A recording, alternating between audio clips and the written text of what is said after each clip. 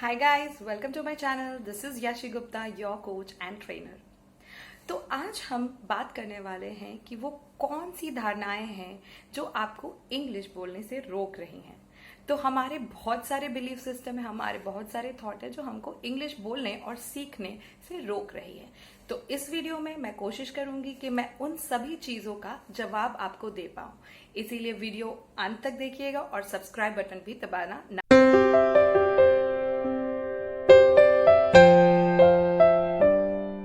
पहला बिलीफ है या पहला थॉट हमारे दिमाग में जो वो ये होता है कि इंग्लिश बहुत ही टफ लैंग्वेज है। तो गाइज, अगर मैं आपको बोलूंगी कि इंग्लिश टफ नहीं है तो क्या आप ये बात मानेंगे? तो आप ऑलरेडी एक टफ लैंग्वेज बोल रहे हैं जो है हिंदी। तो अगर आप कंपेयर करें हिंदी और इंग्लिश को तो हिंदी में होते हैं ज्यादा लेटर्स, या हिंदी की जो वर्णमाला होती है उसमें होते हैं ऑलमोस्ट 52 लेटर्स, जो इंग्लिश की लेटर्स का दुगना है। तो आप ऑलरेडी एक टफ लैंग्वेज बोल रहे हैं। तो जब आप एक टफ लैंग्वेज इतनी आसानी से बोल सकते हैं तो क्या इंग्लिश सीखना आपके लिए इतना मुश्किल है क्या? डेफिनेटली नहीं। इंग्लिश बहुत ही इजी है अगर आप सही तरीके से उसको सीखें। दूसरी बहुत कॉमन सी धारणा होती है कि अच्छा ठीक है भाई, इंग्लिश तो इजी है। चलिए मैम, आपने मुझे बता दिया कि इंग्लिश तो बहुत ही इजी है, बट मैं क्या करूं, मेरे पास तो वोकैबुलरी है ही नहीं, मुझे तो मीनिंग आते ही नहीं है, दिमाग में मेरे शब्द है ही नहीं। अब ये प्रॉब्लम मैं आपकी समझती हूँ, क्योंकि इंग्लिश हमारी मातृभाषा नहीं है तो डेफिनेटली हमारे पास शब्दकोश ही कम है, अर्थात हमारे पास वर्ड्स कम है हमारे दिमाग में। लेकिन क्या इतना कम है कि हम बोल नहीं सकते? क्योंकि हमने इंग्लिश तो बहुत पढ़ा है, बचपन से भी पढ़ा है, तो क्या इतना कम है कि क्या हम बोल नहीं सकते? अब इस फैक्ट को समझने के लिए आपको वोकैबुलरी के बारे में थोड़ा जानना होगा कि हमारे पास कौन सी वोकैबुलरी है और हम कैसे शब्दों को जानते हैं। तो यह दो तरह की वोकैबुलरी, एक्टिव और पैसिव। एक्टिव वो होता है जो आप अपने रोज की दिनचर्या में यूज करते हैं, आप वो शब्द को आसानी से बोल पाते हैं। और पैसिव वो हुआ कि अगर किसी ने आपको बोला तो वो वर्ड यहाँ तो है, बट आप उसको जब इंग्लिश बोलते हैं तो यूज नहीं कर पाते। इसका मतलब एक्टिव है जो आप आसानी से बोल देते हैं, और पैसिव वो है कि उसका मीनिंग आपको मालूम है, उसका अर्थ आपको मालूम है, बट रोज की बोलचाल में आप उसको यूज नहीं कर पाते। तो फिर इस प्रॉब्लम का क्या करें? तो इसको जानने के लिए आपको ये समझना होगा कि आपकी जो वोकैबुलरी या इंग्लिश के जो स्पीकर होते हैं वो 3 टाइप के होते हैं। पहले, जिनको हम कहते हैं बिगिनर्स लेवल। दूसरा, जिसको हम कहते हैं इंटरमीडिएट लेवल या बीच का लेवल। और सबसे ऊपर होता है नेटिव स्पीकर। नेटिव स्पीकर मतलब वो लोग जिनकी इंग्लिश मातृभाषा है। तो गाइज, आप इस लेवल के लिए एम अभी करना बंद कर दीजिए। अगर आप इस लेवल में हैं तो आप यहां आ सकते हैं, और मैं आपको ये प्रूव कर दूंगी कि आप सब इस लेवल पे हैं। तो जो नेटिव स्पीकर्स होते हैं उनके तो शब्दकोश या उनकी जो वोकैबुलरी होती है वो तो काफी ज्यादा होती है। तो हम देखते हैं कि इन दोनों की वोकैबुलरी कितनी होती है। तो जो बिगिनर्स लेवल वाले होते हैं उनकी वोकैबुलरी क्लोज टू 500 वर्ड्स की होती है, और जो इंटरमीडिएट लेवल है उनकी वोकैबुलरी शुरू होती है 1000 से 2000 तक।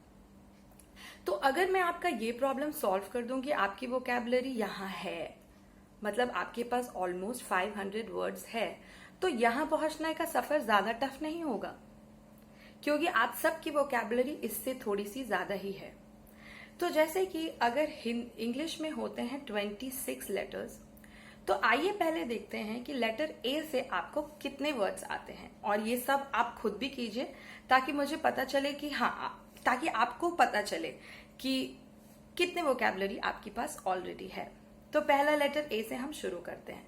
तो कुछ कॉमन वर्ड्स जैसे all, and, about, amount, against, afraid, ऐसे कुछ वर्ड्स जब मैं बोल रही हूं तो आपको शायद इसका मीनिंग पता होगा, आपको इसके अर्थ पता होंगे, और आप शायद इसको यूज भी करते होंगे। जो मैं बोल रही हूँ वो आपको मालूम है, और ये वर्ड्स नाउन नहीं है। ये जो भी वर्ड मैं बोल रही हूँ ये सारे वर्ब हैं, और नाउन्स तो आपको बहुत सारे आते हैं, जैसे सब जगहों के नाम, जैसे नाम हो गए, जगहों के नाम, नेम थिंग। तो नाउन तो आपको बहुत आते हैं। तो मैं जो वर्ड्स बोल रही थी वो वर्ब्स थे। और उस वर्ब के 3 फॉर्म भी होते हैं, जैसे कि रन एक वर्ड हो गया तो रन, रैन, रैन। तो इस तरीके से आपको लेटर ए से क्लोज टू 10 से 15 वर्ड तो आते ही होंगे, क्योंकि कुछ तो मैंने ही बता दिया, और अगर कुछ आप सोचोगे तो 10 से 15 मिनिमम आपको आते होंगे। अगर आप ऐसा करते जाओगे तो आपको रियलाइज होगा कि ऑलमोस्ट 23 लेटर्स XYZ को मैंने छोड़ दिया है, क्योंकि उससे कम वर्ड्स हमें आते हैं। तो अगर आप इन 23 लेटर्स से वर्ड कैलकुलेट करोगे, बैठ के करना, हाँ मैं आपको बता रही हूँ, और मुझे कमेंट्स में बताना जरूर। तो बैठ के अगर आप कैलकुलेट करोगे तो ऑलमोस्ट आपको 10-15 तो आते ही होंगे। और अगर आप 23 इंटू 15 मल्टीप्लाई करोगे तो आपको पता चलेगा ये क्लोज टू 350 तो है। अब 350 के बाद अगर आप चेक करोगे कि नाउन 10 तो आपको आते ही होंगे, तो अगर आपको 10 नाउन आते होंगे तो 230 उसमें और ऐड कर लो तो 500 के ऊपर हो गया। और वर्ब्स के फॉर्म, तो अगर 3 फॉर्म ऑल कैलकुलेट कर लो, जैसे रन, रैन, रैन मैंने आपको बताया, तो 3 और आते हैं। तो इन तीनों को आप फिर से जोड़ दो तो हो गए क्लोज टू 90। तो आपके पास 700 का ऑलमोस्ट या 650 की वोकैबुलरी ऑलरेडी है, जो बिगिनर्स लेवल से काफी ज्यादा है। तो मतलब इंटरमीडिएट लेवल में पहुंचने के लिए आपको बस 300 की जरूरत है। तो जो वोकैबुलरी वाला जो प्रॉब्लम है वो तो मैंने आपके लिए सॉल्व कर दिया, क्योंकि बिगनर्स लेवल में तो आप हो ही, बिगनर्स लेवल से बहुत ही ऊपर हो। तो अब क्या प्रॉब्लम है कि हमारे पास तो वोकैबुलरी भी है, लेकिन हमारी तो ग्रामर बहुत खराब है। हमें तो टेंसेस समझ में ही नहीं आते हैं। बचपन से आज तक हम टेंसेस पढ़ रहे हैं, लेकिन हमें कुछ समझ नहीं आया।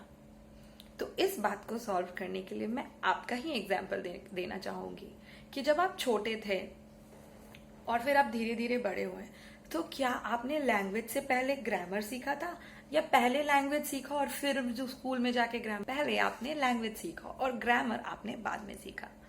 तो मैं आपको ये बता दूं कि बहुत ज्यादा ग्रामर, बहुत ज्यादा डीप ग्रामर जो आप पढ़ते हैं वो अच्छी बात है, आप पढ़ सकते हैं, क्योंकि एग्जाम्स में उसकी जरूरत होती है। तो अगर आप बैंक के एग्जाम दे रहे हैं, आप कैट के एग्जाम दे रहे हैं, या आप कोई भी रिटन एग्जाम्स दे रहे हैं, तो उसके लिए आपको ग्रामर की जरूरत है। बट अगर मैं स्पोकन इंग्लिश की बात करूं, या जो लैंग्वेज इंग्लिश आप बोलते हैं, उसमें ग्रामर का रिक्वायरमेंट बहुत ही थोड़ा है। उतना डीप लेवल का ग्रामर जो हमें पढ़ा दिया जाता है, जो हमारे अंदर एक डर पैदा कर देता है कि ग्रामर नहीं तो इंग्लिश नहीं। तो इस थॉट को आपको सोचना होगा, क्योंकि आपने बचपन से जो लैंग्वेज सीखा, जो भी आपका मदर टंग है, आप वो आराम से बोल रहे हैं, और जब आप स्कूल गए थे तभी आपने ग्रामर सीखा। तो ये मुश्किल भी मैंने आपकी सॉल्व कर दी। तो मैंने आपकी सारी धारणाओं को गलत प्रूव कर दिया है, और ये सारी धारणाएं जो आपको इंग्लिश बोलने से रोक रही थी, आप भी ये मान चुके होंगे कि ये सब बस फालतू की बातें हैं। तो अब आप मुझे प्रॉमिस कीजिए कि आप मेरी बातों को मानेंगे, और आप कमेंट सेक्शन में मुझे ये बता दीजिए कि आप मेरे चैलेंज के लिए रेडी हैं। तो आपको अगले वीडियो में मैं बताऊंगी वो सारे टिप्स एंड टेक्निक्स। तो कमेंट सेक्शन में लिखना ना भूलें, और सब्सक्राइब बटन को दबाना बिल्कुल भी ना भूलें, क्योंकि आप अगले वीडियोस मिस नहीं करना चाहते हैं। तब तक के लिए थैंक यू, बाय बाय।